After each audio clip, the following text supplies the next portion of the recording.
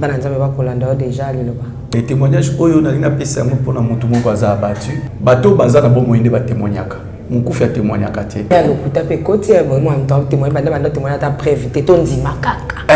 Biso tozo sala oyo nzamba salaki. Soki nzamba salaki a monté na ina lobate. C'était le 5 février 2018. Côté na kindaka na koyaki. La fandi na komomo na misu na ngaflu. Zo kotsa mikolo na ndako.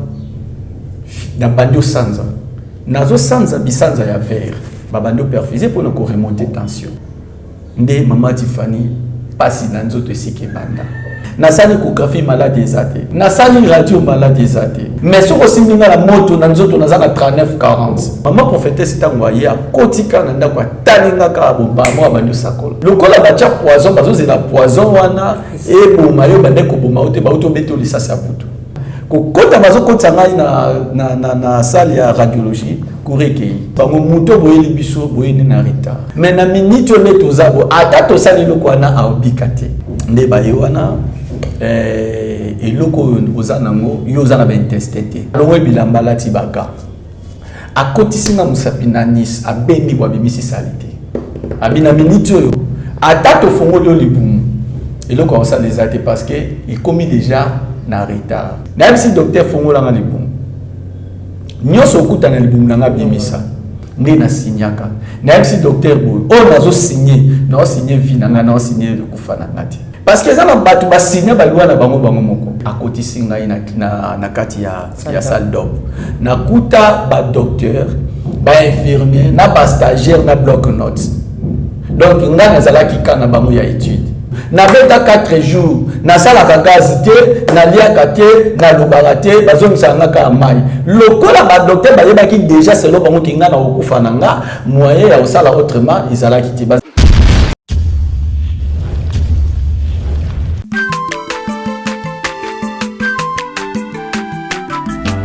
Aza mwana moto te po akosangai abongwa ni pete po awangana. Le Nazarien, le Nazarien, le Nazarien, le Nazarien. Atako babakola ke mafuta na musakolima. Lelo ya yobolingo bateli le Nazarien. Lipamboli oyo mona na katempeni mama kantelobi.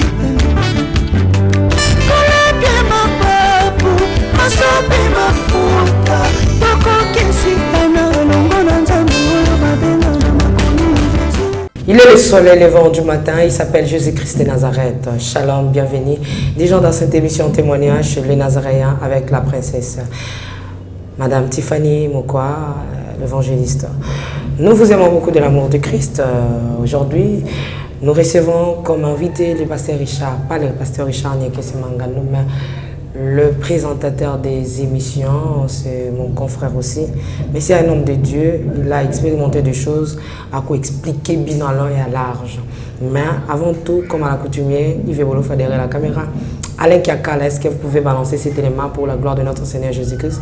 Donc j'ai dédié aussi ces cantiques à celui qu'on appelle Papa Guy là-bas depuis l'Afrique du Sud, la famille là-bas, la maman Lauriane, maman Louise.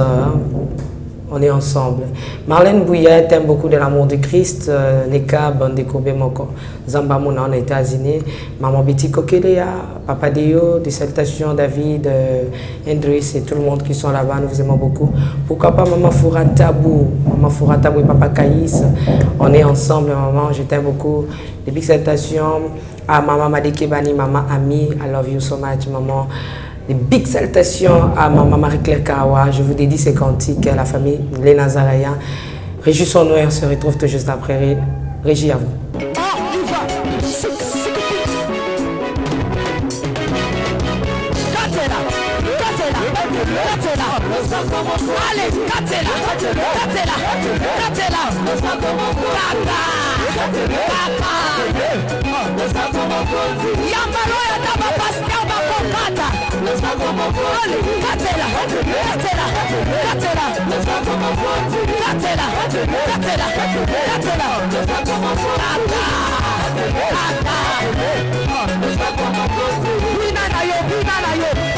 Yambalo ya kama ministra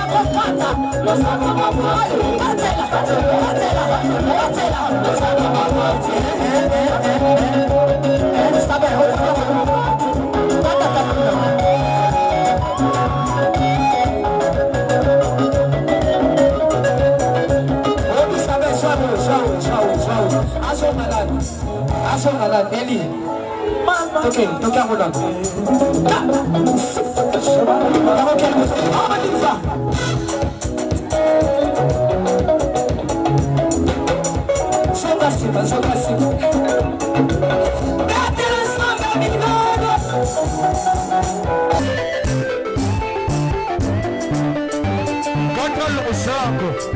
Nazokatela nzambe losako na sesiko tozokata losako siko kuna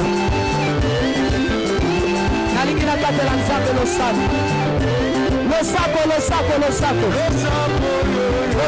awa aniva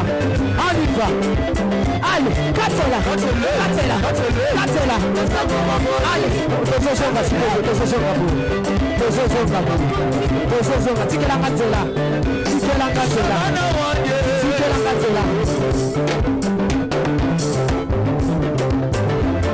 nazozonga s'il vous plaît tikanzela yoka olingi libala olingi kopota olingi mosala mpona nini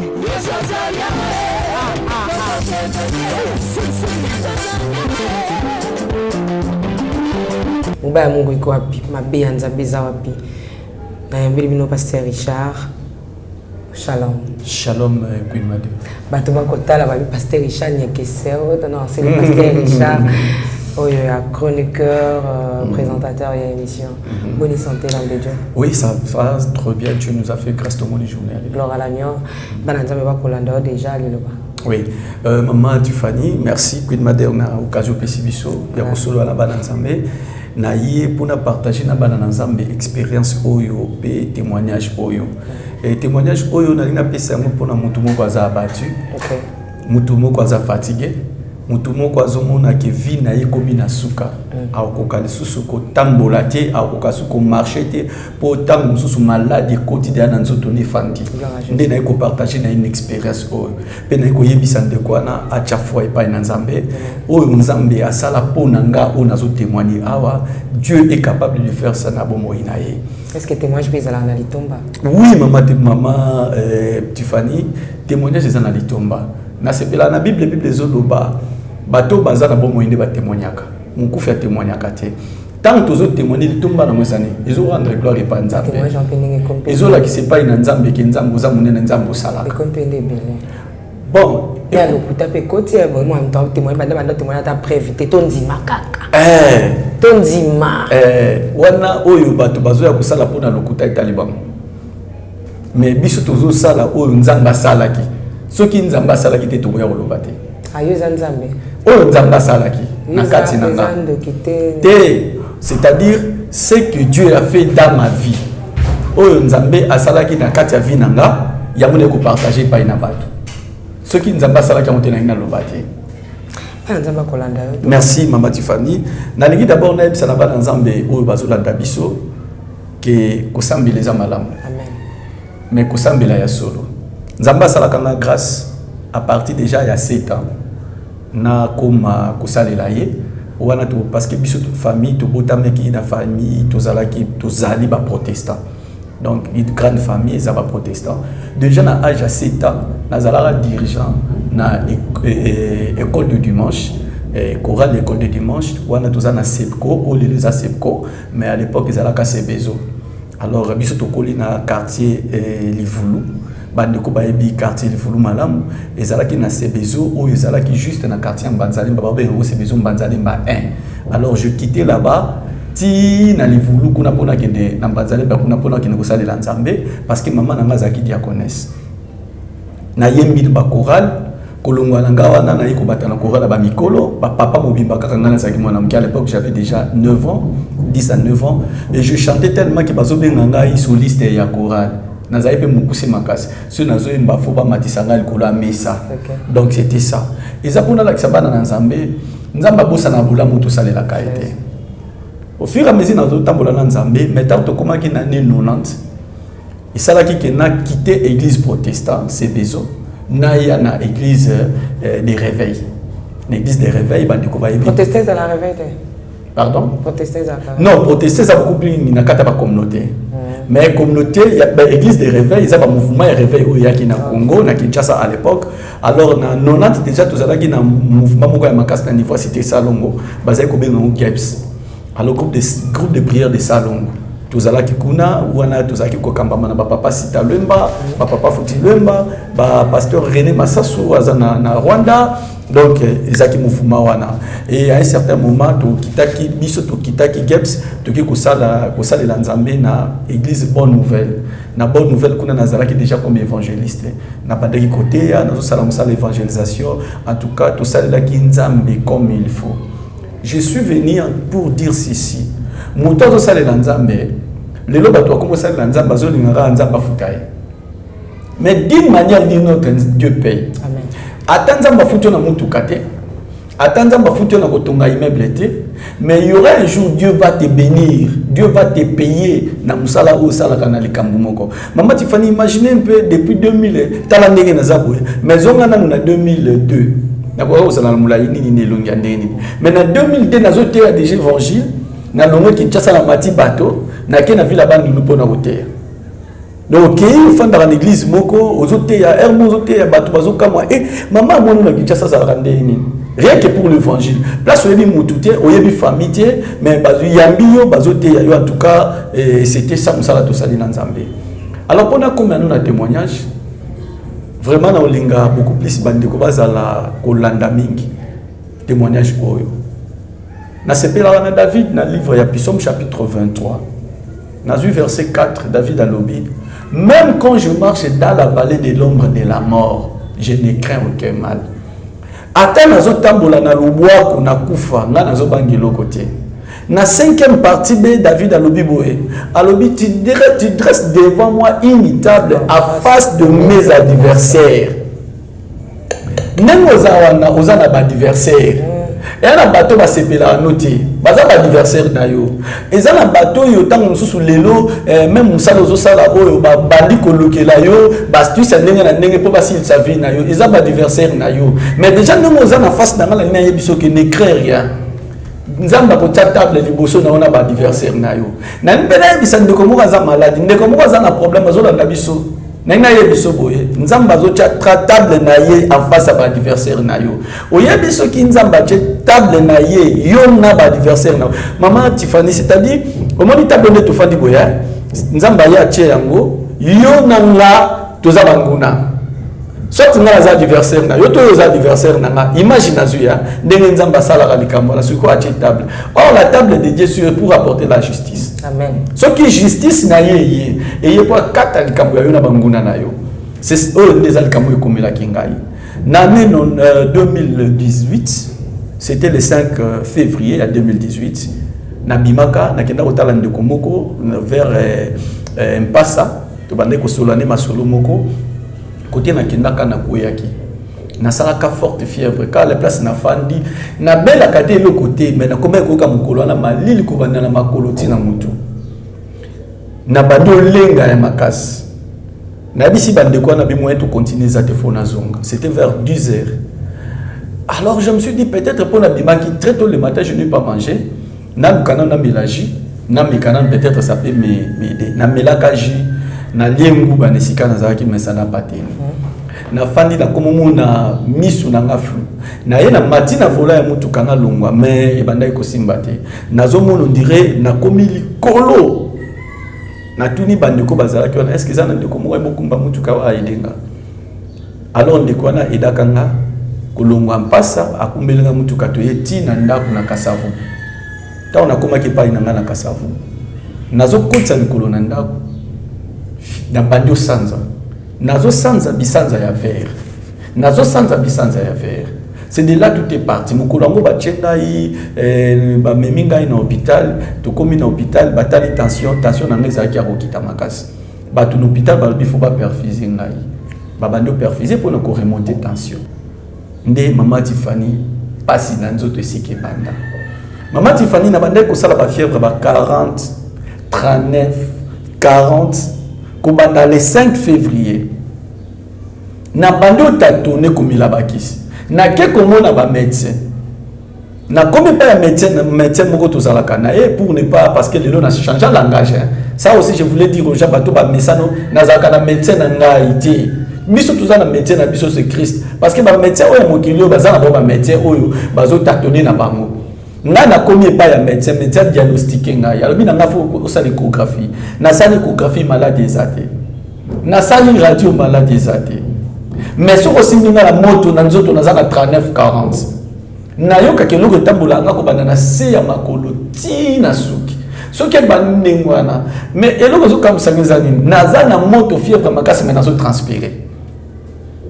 alors c'était pas mal nzamba yi ko sunga te okoma le 20 pour na bana nzambe bazolanda biso to kangisela bango tant que okoma le 20 grande sœur na biso aye bisinga lobi bango bazana yolo lobi c'est mieux to kende na ndako epa na ngai alongoli ngai epa na nga amemi ngai epa na ye tant to komaki kuna akikubenga prophétesse moko jeter son nom maman prophétesse tango aye akotika na ndako atalinga ka bobamo abanyo sakola alobi na nga Nzambe azolakisa nga ki oza mosali na ye toyebani te na mona nga te alobi Nzambe azolakisa nga ki oza mosali na ye et Dieu m'a dit kaza na mission na ye pour na vie na yo mais okufa te pour mokili ezoluka efface yo ndenge oza na poison na nzoto alobi ah bon abi oui oza na poison na nzoto et en plus lokola batia poison bazozela poison wana eboma yo bande koboma yo te bauto bete lisasi ya butu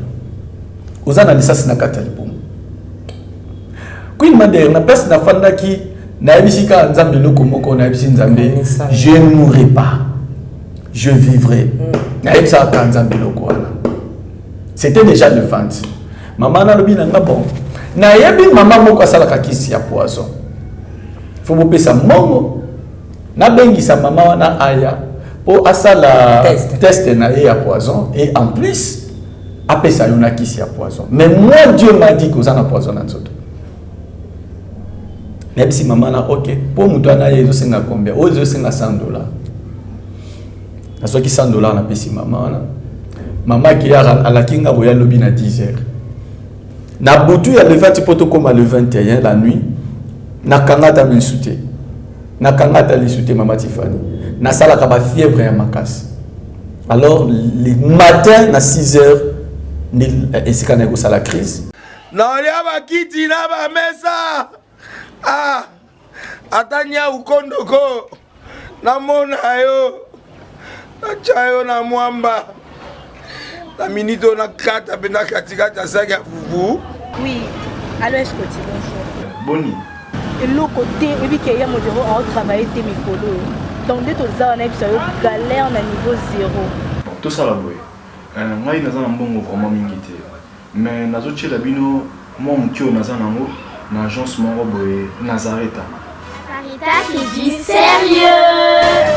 Oh maman comment des bongo donc yo pesa au futi mbongo kuna partir à poto biso to ya to jibilo na bengi ya Scotty agence mo ifungami comme na Nazareta na kufie agence lisusu ndeke sansu mulongo kuna pour nous là tout monde na eza mamba mulongo te ye si afuti mbongo kuna partir à poto biso tozoke ko récupérer biloko oli ah tika boyeko yeso mona makamba bongo na monte bat papesi mbongo kuna biloko récupérer biloko oli na agence ezalaka mais yango bandi mama leki nanga yebisi ngai mais na ndimite na lingi na mona kimona mbeso po likamba boye na monde na nesalama te mama yebisa ngai bapesi mbongo kuna biso to récupérer biloko kolia awa ya solo boutique Nazareta ezali boutique ou ezali ya distribution ya ba produits alimentaires nakosali po tosunga bandeko oyo même ba oyo baza na peu de ressources comme na boyete bandeko baza na niveau à Kinshasa même avec un petit rien donc à partir à $10 $15 donc so na mbongo te ndeko na pota ko sunga yo a ozika biloko kolia Eh, maman Nazareth, Nzamba Pambola, Bakse Mikole Bele, Awa Nasena Mokili. Et bon, Awa Tuzawa, Potoyeba, adresse à Awa. La boutique Nazareth a été ici à Kubungate, Toza Sir, avenue Monkoto numéro 1, direction Elengesa. Face à face, na église catholique Saint-Vincent. Ah, direction Elengesa, Monkoto numéro 1, à face à l'église catholique Saint-Vincent. Ah, Saint-Vincent d'école. Bon numéro de téléphone, vous avez monté déjà, vous avez on a 3 numéros pour Paris, vous avez un numéro pour la Suisse, vous avez un numéro pour la Suède. Ah non, non, non, non, non, non. Nazareth, nous allons la Congo ici. Julia, nous allons la Kangisa qui a foufou. Il y a modé, il y a un foufou. Oui, pour la Nazareth, tu as un système en bimbi, dans Bongo Shingom. Bon, ok. Vous allez sérieux. Ça, c'est du sérieux. Naiko sutuka, bazwa kinga nzoka bachenga na mutuka, ba meminga na clinique Bondeko. Na koma la clinique Bondeko le 21 février 2019. Pardon, 2018. Naza na clinique Bondeko bachenga na salle d'urgence. Alors, ekomaki faut pas banda ko diagnostiquer nga baye banazo souffrir na nini. Maman Tiffany, soki nzambe, soki diable alinga effacer mutu, ayaka na makambo ebele. Tala schéma na osalela yo. Docteur alobi na nga fona kota na sala lisusu radio na échographie kuna na clinique Bondeko. Bazwi nga comme nazo tambola te bachenga na linda bango ba meminga ko kota bazo kota ngai na salle ya radiologie kurekei. Kurezate bazongi singai. Docteur balobi na ngai ba tikala ko pelisa ko pe bomba ya oso ngai. Komanda 9h mouvement de salamaka ti 13h et le côté. Docteur a eu besoin de la salle d'urgence. Azui a dit bon que les mamans ça l'échographie. Bazui na bakena na kati salle l'échographie. Na kuti échographe afandi na maman mo bazo solo. Appelez sika machine pour bandaka musala recourir kei. Azui na bazongi singa na mbeto. To komi na 14h30. Le même médecin est retourné à Yatalenga mais qu'est-ce qui ne va pas? Bozongi sa bokene na radio. Maye na komi na radio bakoti to kuti courant radiologue alobi esa sisi musala kene ndako na kosimbate na ebisie soko simbinga te et uza problème ya yona nzambe ta na ebisie phrase wana na moni papa wa balika tanga bozo yebo cha wana bachenga wana abandi kusala radio na ye mais ce qui est grave tant où ya silisi lokola sakanga matériel na ya kanga ki ordinateur a redémarrer l'ordinateur pour ça le protocole eux pour accompagner cliché wana tant que a redémarrer courir kei en fait to bimaka na salle wana kaka na cliché to yé na cliché to fandi na comme il a 19h le médecin venu a ebisi batou a ebisi ngai wa cliché na zu cliché médecin tomboli cliché a balu la tomboli katali na ki médecin ka ki ta ce n'est pas possible nabi ah bon na liakate na milakate médecin ganga bila ngeza impossible atuni ngai famille nous api na biba libanda abimi na libanda abingi famille abisi bango muto boyeli biso boyeni na retard soki ayaki bien avant to ko sala eloko moko mais na minute on est zabo ata to sala eloko na aobikate Maman Tiffany batula na komela bango na lobi na za miracle batu nango za miracle ponani bayebisinga na obikate abi obikate basolo na famille banda mais ma grande sœur aînée ayebisi docteur abi kende makambo yebisi biso yebisa ye moko docteur alobi c'est long de déontologie na ko yebisa ite ya za malade ma grande sœur nanga insisté alobi kende yebisa ye moko ayuka makambo pona nini parce que to yebye nga solo la kana nzambe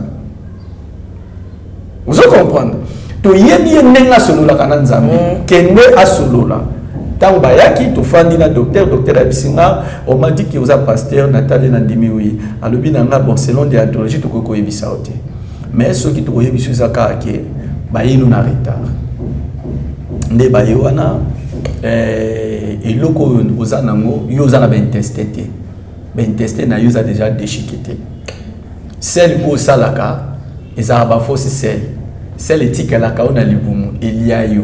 Et donc celle éthique à la kaona libumu la mama kana mai. Alobi na pomo la makam na biso les vrai. Longo la bilamba. Na longo bilamba la tibaka. A kotisinga musapina Nice a bendi bwa bimisi salité. A bemoni salité o yango za ona libumu. Abina minute yo atato fongo lo libumu. Et donc on ça les a été parce que il commis déjà na retard. Ceux qui t'ont zaki na débit ça va. Na tuni et le koni ne ko sala ngabo. Abina nga oliaka iloko mabe. Le médecin m'a dit ça. Na sangisi na prophétie na uba lobi nanga et pas un docteur. Abi ah bon, abi nanga oui. C'est le quoi mabe. Na tuni docteur mena décision na wezani. Docteur a dit abi ngasi na yebisi bino obikate. Mais c'est à toi maintenant de besoin de décision. Même si le docteur Fongo l'a dit, nous sommes tous les bimisa. Docteur Alobi, il faut signer lettre. Même si docteur, ok, nous avons prêt à signer. Docteur Abi dans ces cas-là, lobby nettoyé, bané, tout Fongo l'a dit. Batiki dans la salle d'urgence le 21 décembre dans la clinique Bondeko, le 21 février pardon dans la clinique Bondeko, docteur abengi ba médecin, abengi ba stagiaire, abengi ba médecin de garde, abisi ba moto na tiki na mbetu oyo. So ka sali fièvre makasi ko pese ka dipyrone. À part dipyrone boto bolelo comme souté. So lobi na écoute un problème mususu na nzoto na ye eza na mutu na bino. Et le docteur est parti. Docteur abisi na lobi so na go sunga yo, so mama ya malili ba glace wana ochaka na loquette no parce que loquette na mobimba ezara ko fonctionner le souté. Ezaki na chaleur ezobima ya makasi nde na lalaka na ba glace na zu ba glace na locha boye butu mobimba na salle d'urgence à clinique Bondeko na lali tina tongo na commis le 22 février le médecin venu na 10h à koti atalingati aebisinga bi OK oza mena prena bi na zapre le médecin parti après quelques minutes lui revenu na bloc notes na mikanda fo na signé né na signaka na si docteur boy on a signé na signé vie na na signé le kufana ngati parce que ça na batu ba signé ba loi na bango moko le quoi docteur a dit qui a obika tu a signé il a signé mais tant azo signé azo le belo côté maman Tiffany le monde a été créé par la parole. Dieu nous a créé par la parole. La prophétie c'est la parole. Quand tu veux prophétiser tu vas parler. Il y a un moment où c'est qu'elle parle le bana mikoana. Et moi, quand j'étais en train de signer la ABC, docteur n'a signé Vinanga, n'a signé Liwananga. N'a signé, donc comme qui na 16h, docteur a côté singa na kati ya salle d'op. Na kuta ba docteur, ba infirmier, na ba stagiaire na bloc notes. Donc nga nazala ki kana ba mo ya étude. Na kanisi likambo na mona wana. Non, Dieu est tellement bon que ceux qui te comprennent à mon nzambe ndé tout ça là aventure sur la vie au bateau bazo kanisa que et ce sont des médecins qui nous guérissent, ce sont des moi me qui s'arrêter bateau ba mon abiki pona mbongo na ezam bongo te mais eloko ça là que ezam nzambe ba fungoli na libumu ko banda ngonga ya 16h tina 19h ndé ba bimisanga na bloc note na salle opératoire. Bazwa ba notes na bango bazwa oba kukai kozwa na kanisi photo o bazo mona sikoyo o eza mitiopo na ngai o eza mitiopo bozo mona wana eza ba intestin na nga o ba kataki ba bemisi ba intestin o bozo mona wana tant ba silisi ba kiko changai na soins intensifs maman Tiffany soins intensifs ezalaka zolo ya morgue soins mutazo pe la bazui ba tena soins intensifs azaka na choix moko soit amimi libanda bomoni soit boyoka déjà c'est basala kinini batie na salle de mort. Donc c'était comme ça na kota na soins intensifs à clinique Bondeko na beta 4 jours na sala ka gazité na liaka te na lobaraté bazongisa ngaka mai lokola ba docteur ba yeba ki déjà c'est lo bango kinga na okufa nanga moyen ya osala autrement izala kiti bazaka ozongisa nga mai bazopesa nga bakisi bazongisa nga ba ina liaka te.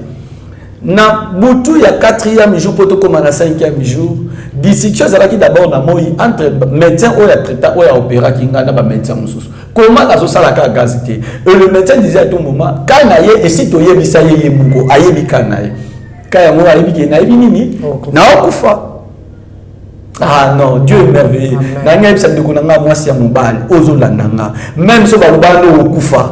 Ba docteur basignaki okufa. Dieu n'a pas encore dit son mot, les mots. Dieu a le dernier mot. Le dernier mot de notre vie, de ta vie, ce n'est pas les médecins. Ce n'est pas les gens, les alarana. Le dernier mot, c'est Dieu. Il faut qu'on y ait mais qu'on y ait et na boutou, il y a 4e jour pour la 5e jour, la nuit, j'ai prié. Na ebisi nzambe kanisa la kanisa papa. Maman Tiffany na zone mukena sima. Tangu bandeko nanga bazali kosambela la libanda po nakananga bazali tsaka nzambe bo. Nzambe kanisa la ndenga salela kayo. Kanisa la ndenga salela kayo. Et tant na kotaka na bloc opératoire, je dis à l'Éternel, prière kana salaka. Na ebisaka nzambe Seigneur, souviens-toi de moi. Na lia bakiti na ba mesa. Ah. Atanya ukondoko. Na mona yo. Na chayo na mwamba. La minute on a 4 à katikata saki ya fufu. Oui. Alors est-ce que tu bonjour. Boni. Et l'autre côté, et puis qu'il y a mon bureau à travailler tes micros. Donc dès que ça on a eu galère na niveau 0. Tout ça là boy. Ngai naza na mbongo vraiment mingité. Mais nazo tchela bino moi mukio naza nango na agence moko boy Nazareta. Sarita qui dit sérieux. Oh. Maman, comment est bon donc yo pesa au fouti mbongo kuna partir à poto biso to ya to jibilo. Na bengi ya Scotty. Agence moi ifungami comme nango Nazareth. Na kufie. Agence lisusu. Ndeke sansu mulongo kuna. Pour cela susu. Kuna eza mamba mulongo te. Yesi afuti mbongo kuna partir à poto biso tozoke ko récupérer biloko oli. Atika boyeko. Yiso mona makamba bongo na monte. Bat papa si mbongo kuna biloko récupérer biloko oli na agence. Ezalaka. Mais yango ibandi. Maman. Leki nanga yebisi ngai mena ndimite. Na lingi na mona ki mona beso. Poli kamba boye. Na monde na ne salamate. Mama yebisa ngai. Ba pesi mbongo kuna biso to récupérer biloko kolia awa. Ya solo boutique Nazareta, ezali boutique où ezali à distribution ya produits alimentaires. Ah! Na sali poto sunga bandeko oyo même ba oyo bazana na peu de ressources. Comme on a été bandeko on bazana niveau Kinshasa même avec un petit rien. Donc à partir à $10, $15. Donc si on a un bon côté, nous devons na poto ko sunga yo, a ozika biloko kolia. Eh maman Nazareth nzamba pambola ya bakise mikole belé awa na sena mokili. Et bongo awa tozawa poto yeba adresse awa. La boutique Nazareth a été ici à Kubungate, toza sur avenue Monkoto numéro 1, direction Elengesa. Face à face na église catholique Saint-Vincent. Ah, direction Elengesa, Monkoto numéro 1, à face de l'église catholique Saint-Vincent. Ah, Saint-Vincent d'école. Bon numéro de téléphone, vous avez monté déjà vous avez nango, vous avez 3 numéros pour Paris, vous avez un numéro pour la Suisse, vous avez un numéro pour la Suède. Ah! Non. Nazareta. Vous allez la Congo Sili. Julia, ngana kangisa kia fufu. Ya modé, yo bandika na fufu. Oui, pour la Nazareta, dans un système en bimbi, dans Bongo Shingo. Bon, ok. Vous allez Silio. Sarita qui dit sérieux.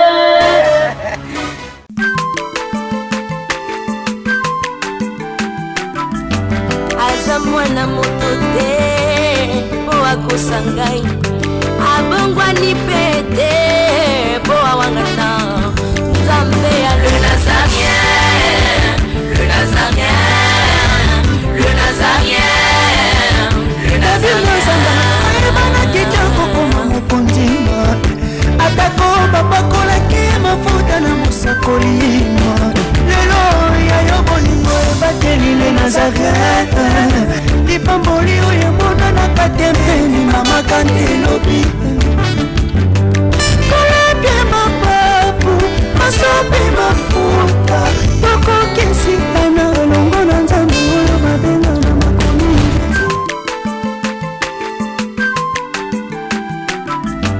aza mwana moto te po akosangai abongwani pete po awangata Nzambe ya le Nazarien.